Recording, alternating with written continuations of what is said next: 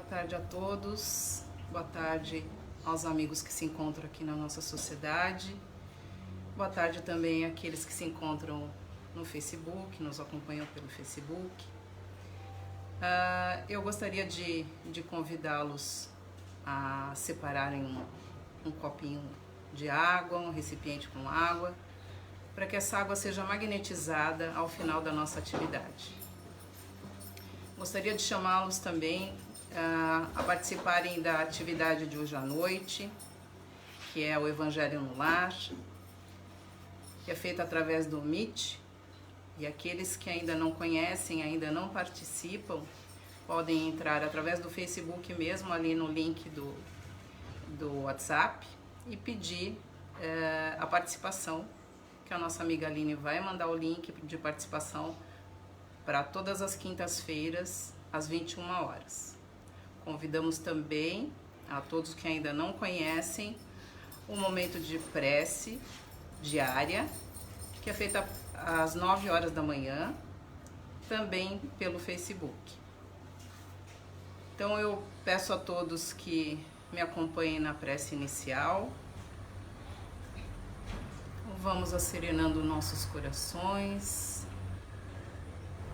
calmando as nossas mentes, buscando uma conexão com o alto, pedindo ao Pai, ao nosso Criador, que nos abrace fraternalmente e amorosamente.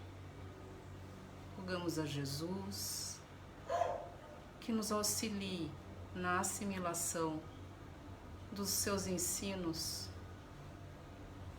para que nos tornamos pessoas melhores a cada dia, mudando nossos pensamentos, nossos comportamentos, que sejamos mais humildes, mais amorosos, mais caridosos e mais indulgentes com o nosso próximo. Que a exposição doutrinária de hoje nos faça refletir sobre o nosso comportamento, que possamos mudar sempre, a cada dia, para sermos pessoas melhores. Certos deste amparo dos nossos amigos benfeitores espirituais, pedimos então a permissão para iniciarmos a atividade da tarde de hoje. Que assim seja. A exposição doutrinária hoje vai ser conduzida pela nossa amiga Leonice Turcato, e ela vai falar um pouquinho sobre o capítulo 12, itens 5 e 6 do Evangelho segundo o Espiritismo, falando sobre a perturbação espiritual e os inimigos desencarnados. Bom trabalho, Léo. Boa tarde a todos, bem-vindos, obrigado pela oportunidade de trabalho. Então, o tema de hoje, como sempre, lá do nosso Evangelho segundo o Espiritismo, capítulo 12, itens de 5 a 6, vamos ver alguns aspectos.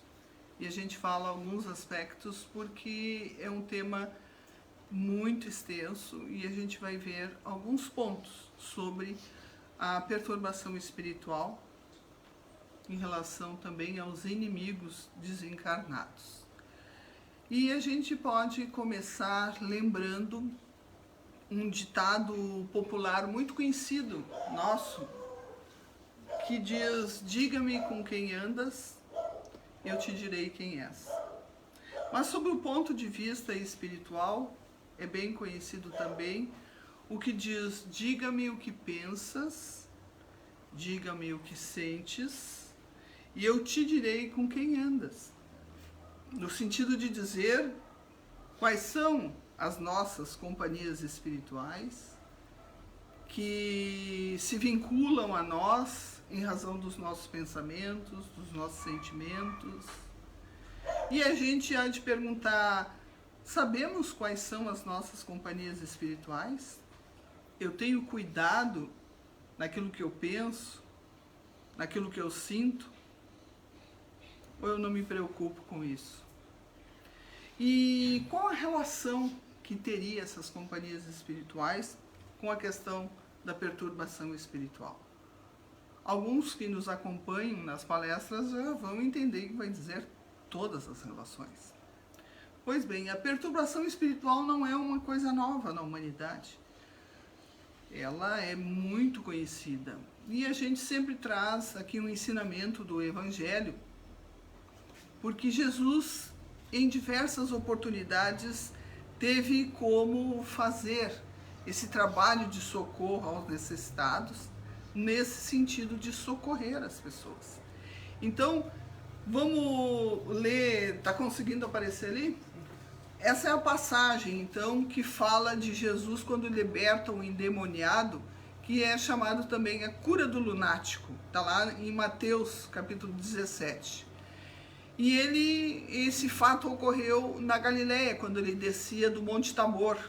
Para quem não lembra, o Monte Tabor é aquele monte onde ele estava com 3 discípulos e houve a transfiguração de Jesus. Bem conhecida essa passagem, né?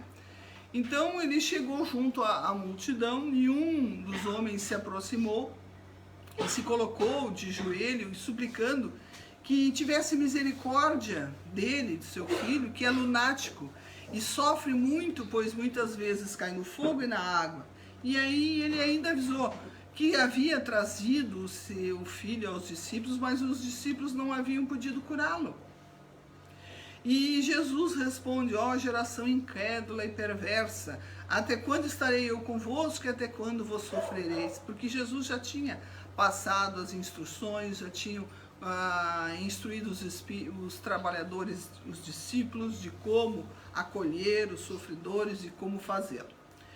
E aí Jesus pede: trazei-o aqui, e faz então a repreensão do demônio. Vejam que demônio está ali em asterisco, né? E saiu dele, o demônio saiu dele. E desde aquela hora o menino sarou, curou-se, ficou estável de novo, sem perturbação. E os discípulos perguntaram a Jesus por que não puderam curá-lo. E o mestre responde: foi falta de fé. Afirmando que esta casta de demônios só se afasta mediante oração e jejum.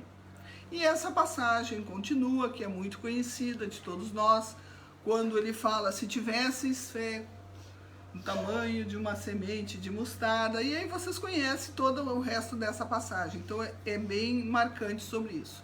Só lembrando que demônio na nossa sociedade hoje é visto como uma entidade do mal, tão forte, tão equivalente, como se um Deus fosse. Mas a palavra é de origem latina, quer dizer daimon, e é espírito. E em grego quer dizer daimon. E aí ela vem até nós com o nome de demônio, mas nada é mais do que um espírito que ainda não fez conhecimento, que ainda não progrediu, um espírito que eles chamam de ignorante, inferior, né? E a outra expressão que nos chama a atenção é a questão do lunático, porque naquela época havia a ideia de que a variação das luas, a lua cheia ou a mudança de lua, causavam estas perturbações. Por isso ele era conhecido como lunático. Então, por essa passagem a gente já percebe que a perturbação espiritual causa um grande sofrimento, e todos nós que passamos por isso, né, temos tirado a nossa paz, a nossa sensação de bem-estar desaparece, e a gente tem que se perguntar: como é que isso ocorre? Isso tem algum sintoma? Como é que eu posso saber? Tem algum indicativo? Porque a gente às vezes diz: mas eu levanto todo dia, eu faço a minha prece, eu sou bom, eu faço caridade, mas eu ando sentindo umas coisas estranhas e não é nada bom, né? Então vamos dar uma olhada nessa questão da perturbação espiritual, porque tem pessoas que passam por inquietações, por desarmonias, né? A ponto essa desarmonia de desorganizar a vida funcional delas, de interferir nas relações de trabalho, nas relações sociais, enfim, já começa a trazer efeitos físicos, que a gente chama de somatização.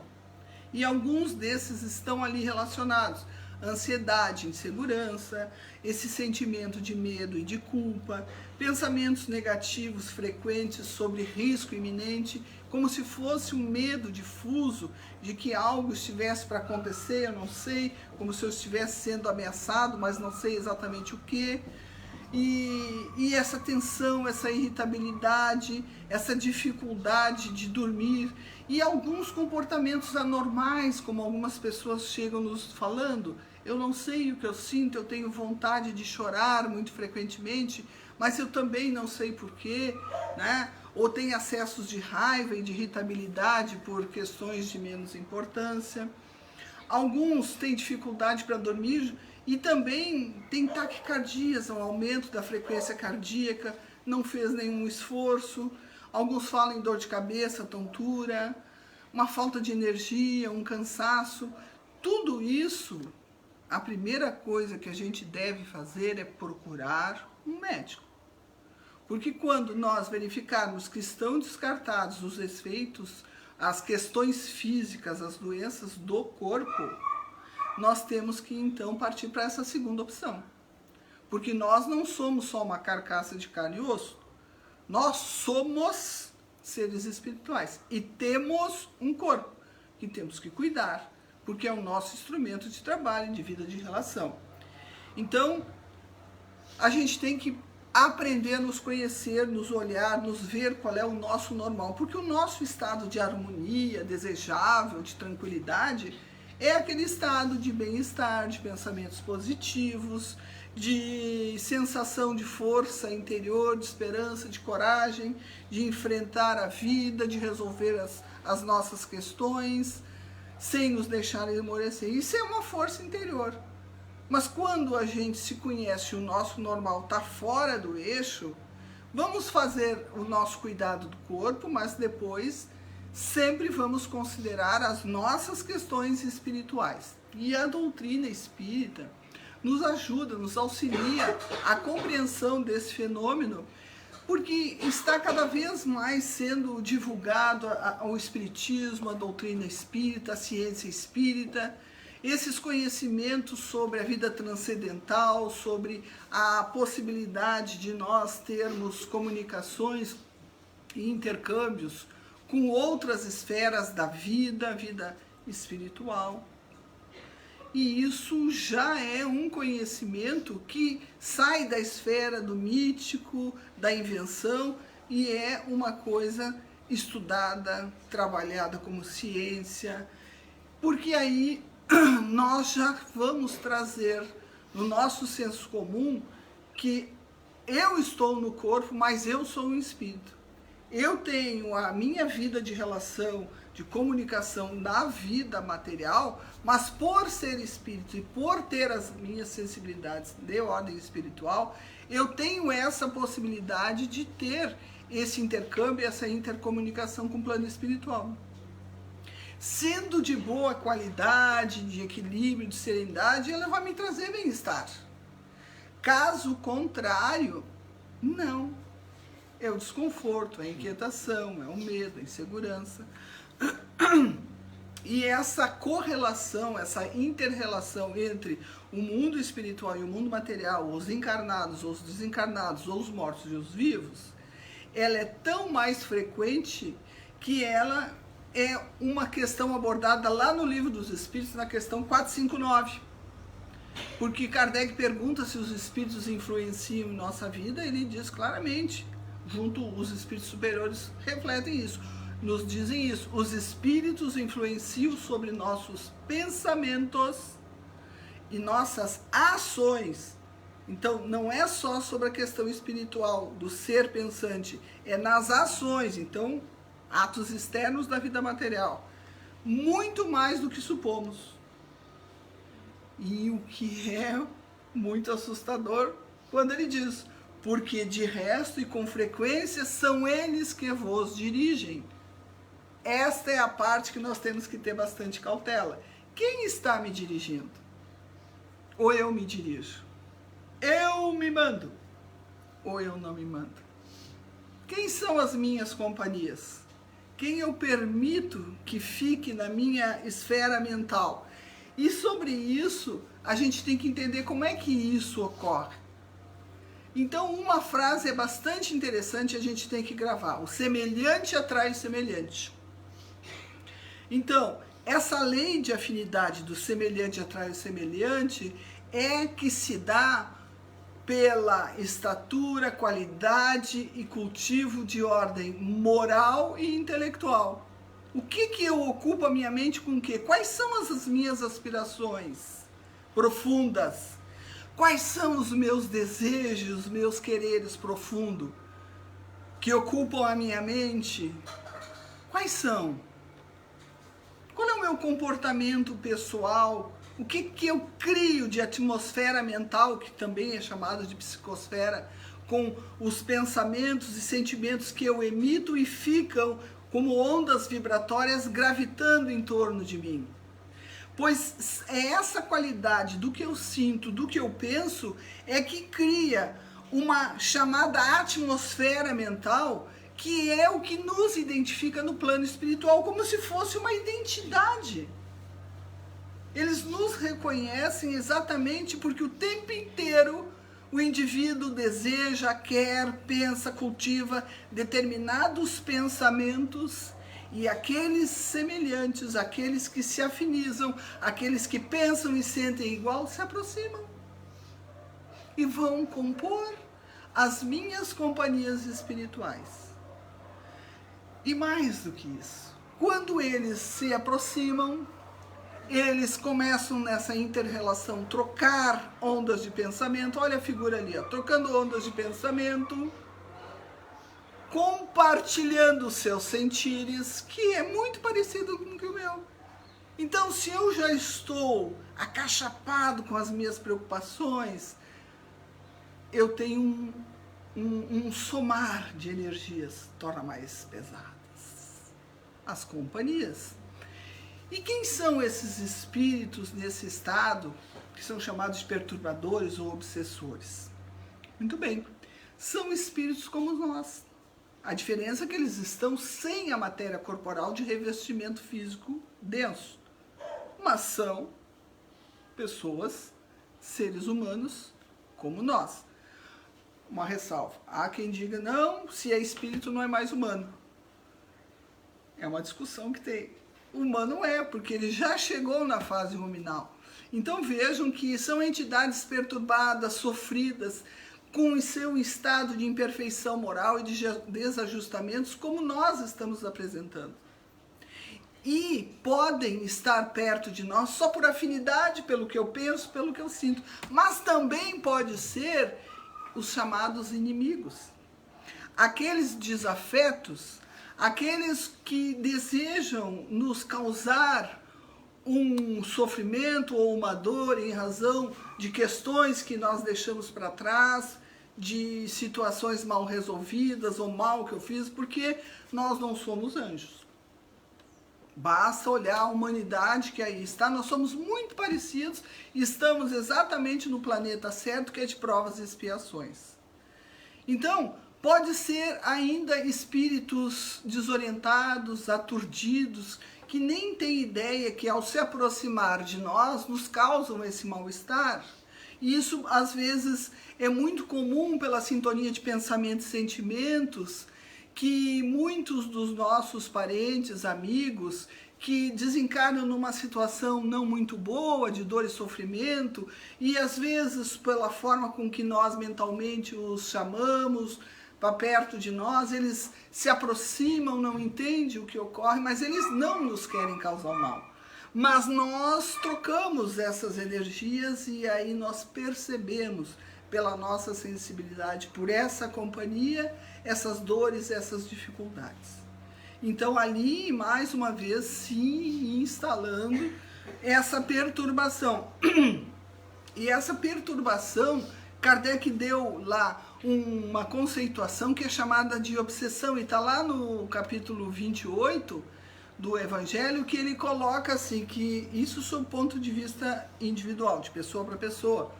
A obsessão é a ação persistente de um espírito mau que exerce sobre um indivíduo com características diversas no sentido de graduações e formas.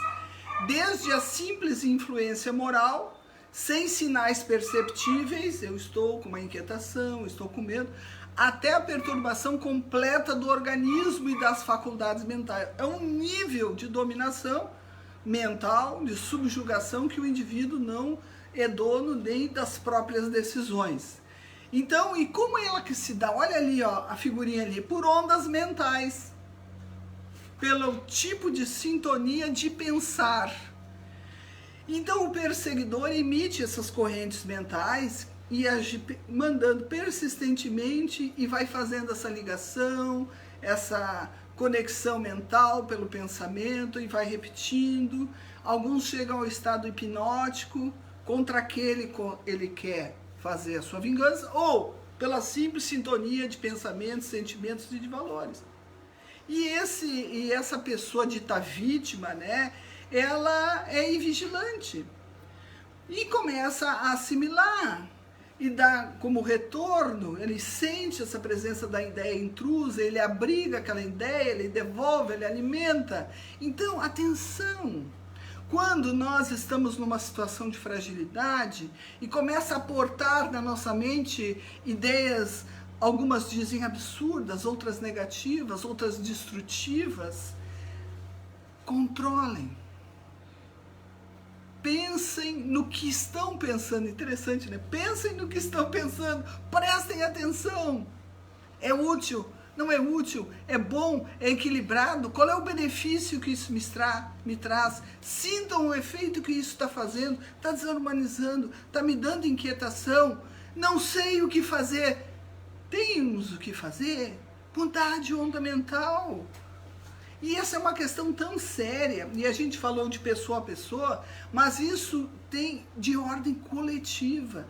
E nós estamos vivenciando isso presentemente no nosso planeta. Essa perturbação coletiva, essa perturbação em massa, e essa passagem aqui está lá no livro Perturbações Espirituais, do Filomeno de Miranda, por Divaldo Franco. E ele coloca que essa perturbação espiritual em massa vem ocorrendo, arrastando grupos e povos a agressões mútuas, influenciado por espíritos malévolos, inspirando ondas de terrorismo, vingança, guerrilhas e de guerras que vêm ocorrendo, ameaçando a estabilidade da humanidade, tanto no Oriente como no Ocidente. Estão acompanhando as notícias, pois não? Estamos percebendo a ação desse tipo de atitude em grande massa, porque é grande o número de pessoas que têm o pensamento negativo, destrutivo, de menos-valia, de medos, e alimentam isso porque não tem mais esperança, que não tem mais saída. E ainda coloca ali mais um lembrete: as correntes mentais inferiores cruzando o espaço da Terra, se ajustando por sintonia. O que é a sintonia? É quando elas pensam iguais, se agregam com pessoas e que impulsionam países à guerra, calamidades, desacertos financeiros. Então, quando eu me permito alimentar um pensamento negativo, nefasto, destruidor, eu estou lançando uma mensagem para o espaço, para o universo, e as antenas parabólicas das mentes que têm a mesma sintonia vão se chegarem a mim. Então, o que era um nível de dor, de sofrimento, vai se potencializar, porque não é mais um só pensando e agindo e sentindo isso. É todos os que se afinizam. Como é que vai estar a minha atmosfera mental? Carregada. E aí é tanta energia densa que às vezes a gente começa a sentir dores no corpo, porque ela é tão densa que é quase materializada ao nível das minhas energias corporais. Então, olha o cuidado que a gente tem que ter. E vamos até lá o Evangelho, porque ele nos dá um exemplo de como aplacar o mal dos nossos inimigos, inclusive os desencarnados. E ele coloca a passagem de Mateus: amareis o vosso próximo e odiarei os vossos inimigos, é o que a gente tem ouvido constantemente. Mas ele nos coloca ao contrário. Eu, porém, vos digo, amai os vossos inimigos, fazei o bem aos que vos odeiam e orai pelos que vos perseguem e caluniam. E aqui gera uma perplexidade. É ou não é? Como amar os inimigos? Eu não faço isso. Eu amar meu inimigo, eu quero a distância. Eu quero é mais que isso, que aquilo aí, faz o rol de todos os seus desejos nefastos em relação ao outro. E aí o que acontece? Ele lança essa matéria mental no espaço e se liga cada vez mais ao seu desafeto. E ele diz, eu não quero nem vê-lo, mas não precisa vê-lo. Ao longe tu já está te grudando nele magneticamente pelo que tu pensa, pelo que tu sente. Então, amar um inimigo é difícil para muitos de nós. Mas nós somos geralmente muito egoístas, né? Então, por economia de sofrimento, vamos racionalizar, não é? Então, amar o inimigo, gente, a gente tem que compreender a dimensão que não é amar um afeto que a gente tem por um amigo, por um filho, por um cônjuge. Ela começa aos poucos, que é não guardar ódio. Ah, mas eu ainda não consigo. Não guardar rancor. Não dá ainda. Renunciar à vingança. Ah, talvez. Eu acho que eu consigo. Então vejam que chegar ao nível do perdão é uma longa caminhada, mas o que muda é a predisposição de atingir o ponto ideal. Porque aqui ainda coloca não opor obstáculo à reconciliação. Já é um caminho. Não sei se vou perdoar. O perdão talvez um dia eu siga, mas o pior é fechar as portas. E isso é a dureza de coração, é a falta de grandeza da alma. Se pelo menos nós admitirmos que hoje eu não posso, mas eu tenho uma predisposição, muito auxílio a gente recebe. E não desejar o mal já é um bom caminho para começar a reconciliação. E aí a gente pergunta, será que eu consigo isso? Pensem pelo menos tentar. Porque muitos desses sentimentos, dessas dores, não é de agora. É de muita encarnação. Então vamos começar. A gente não quer um mundo melhor, regenerado? Temos que começar conosco. E vejam que fazer o bem, orar pelo outro, por nós também, né? Veja como é importante, quando eu estou numa situação dessa, orar por mim, para que eu não me envolva em mais atitudes negativas e destrutivas. Eu já começo a subir a onda mental. Orar por ele, para que ele também desista da vingança, para que ele seja mais suscetível ao reencontro. Quando eu faço isso, eu já começo a cortar a sintonia de pensamento e sentimento. Mas é uma coisa tão sem importância. Não, é o passo inicial. Porque eu não consigo ir até ele, abraçá-lo, porque eu não o amo, eu tenho dificuldade. Mas eu, no meu mundo interior, eu já começo a fazer alguns movimentos. Porque se eu conseguir cortar essa conexão de pensamento, sentimento destrutivo em relação a ele, e a prece me ajuda, porque eu dou um passo acima, eu já estou começando a desfazer esses liames negativos, dessas ondas mentais, vibratórias e de pensamento que me conecta a mim, esse desafeto. E que está sempre perto de mim, da minha psicosfera, me traz uma perturbação tremenda. Quando eu me dou conta disso, eu tenho que fazer esse trabalho interior de reconstrução. E esses inimigos desencarnados, a gente tem que ter pelo menos a boa vontade ou a indulgência de pensar que se hoje eles são espíritos maus e se nós estamos na mesma sintonia, nós também estamos no mesmo patamar. Mas que esses espíritos ditos mal, que geram essa perturbação, eles também vão progredir, porque a lei do progresso é lei universal. Esse mal que hoje eu vejo nele e que eu digo que eu não tenho mais, pode ser que eu não tenha mesmo, né? Foi passageiro para mim, porque eu progredi, mas será para ele também? Então esse é um olhar de indulgência, porque a imperfeição ou a maldade ou a defecção moral, ela não é para sempre. Assim como eu me esforcei para sair daquele estágio inferior, de brigar, de querer matar, de destruir, eu passei essa fase, eu sei, e a doutrina espírita deixa isso muito claro, que a lei de progresso faz com que isso também passe. E essa sintonia, essa presença física em torno de mim, se eu não conseguir perdoar enquanto nós não estamos vivos, porque nós nos agredimos, quando ele desencarnar, será que ele vai virar anjo e vai me perdoar? Vai continuar essa incapacidade. Então eu tenho que pensar também que essa situação passa para o outro plano, né? Então os inimigos desencarnados do mundo invisível, eles vão se manifestar no nosso entorno em forma de obsessão.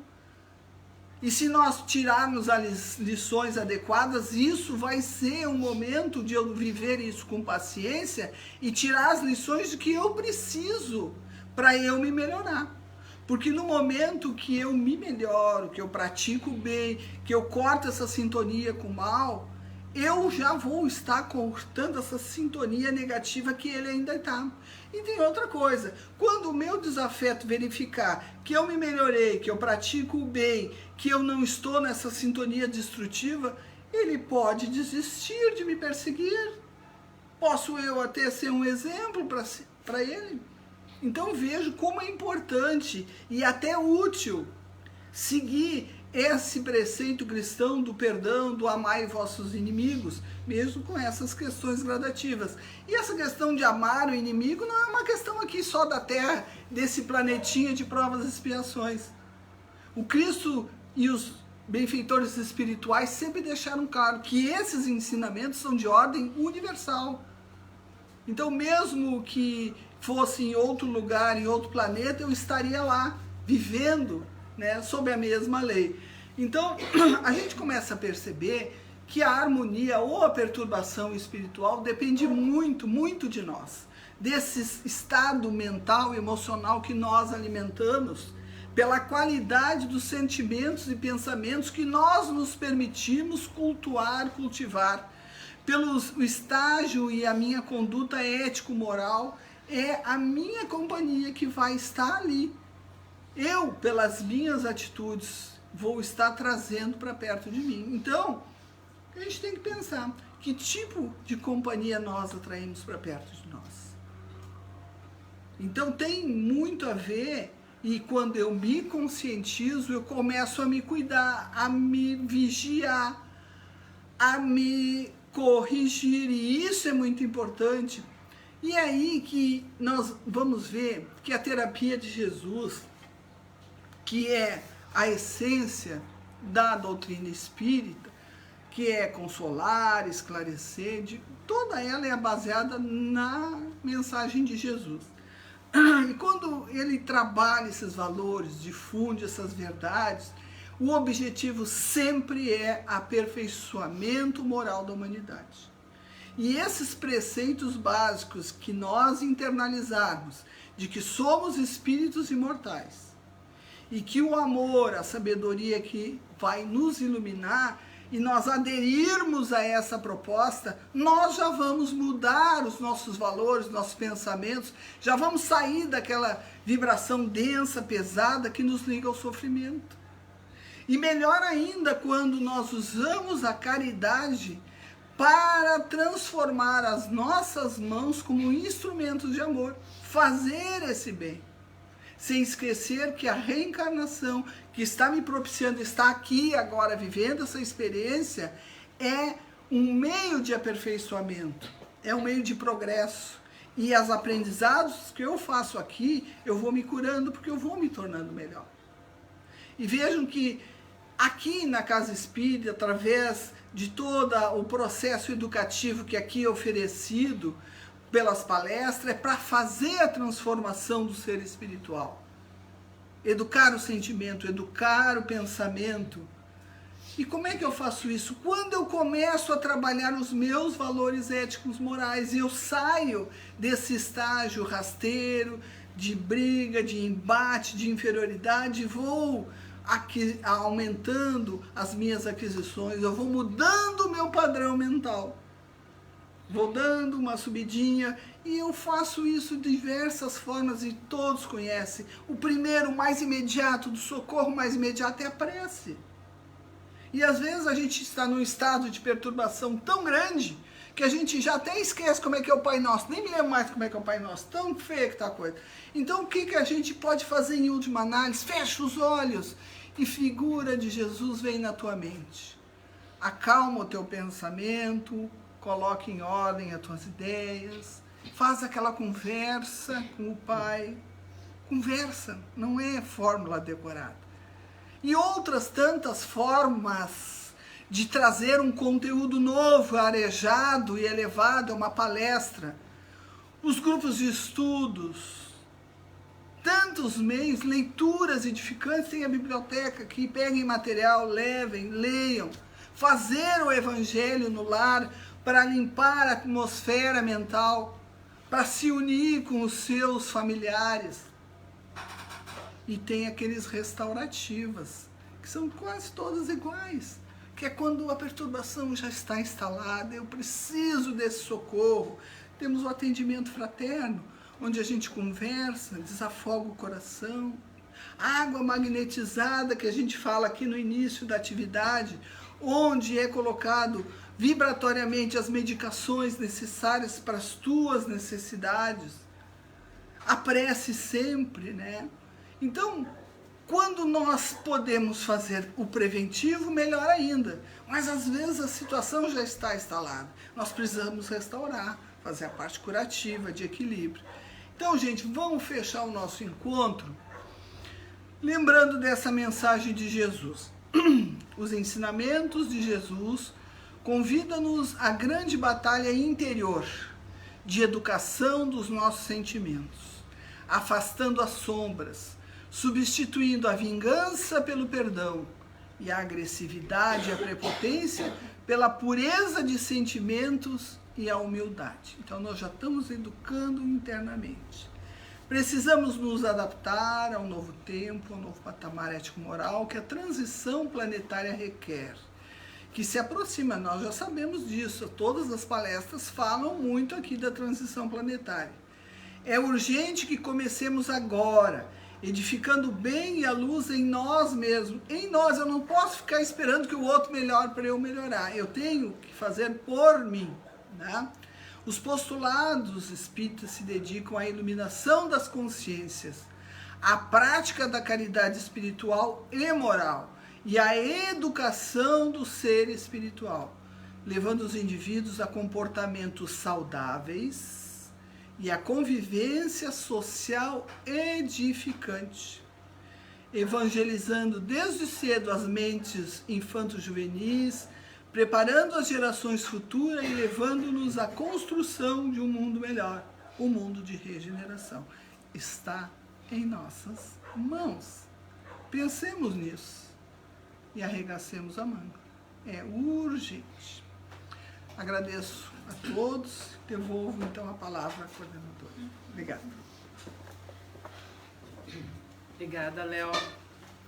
Então, vamos cuidar um pouquinho mais dos nossos pensamentos, né? Da qualidade dos nossos pensamentos para atrair coisas boas para as nossas vidas, né? Então eu vou pedir agora a presença dos nossos médios aplicadores de passe, que cada um se posicione, por favor.